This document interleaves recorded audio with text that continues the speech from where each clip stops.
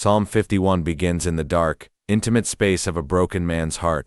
David, after his great sin involving Bathsheba, pours out a desperate prayer for mercy, pleading for a total internal cleansing. He doesn't ask merely for forgiveness, but for a new, clean heart, and a steadfast spirit to be renewed within him. He vows that once restored, he will teach transgressors God's ways, knowing that the only acceptable sacrifice is a broken and contrite heart.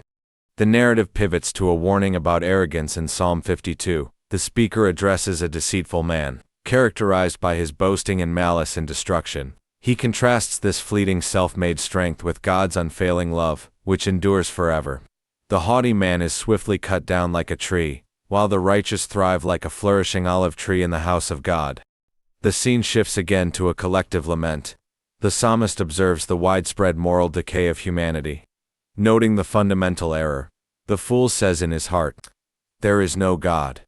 This denial leads to corruption, wickedness, and a lack of righteous action. The psalmist longs for the salvation of Israel to come from Zion, hoping for a day when God restores his people.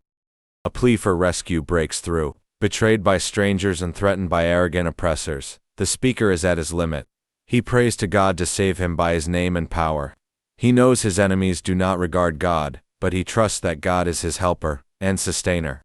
He promises a free will offering of praise upon his eventual deliverance.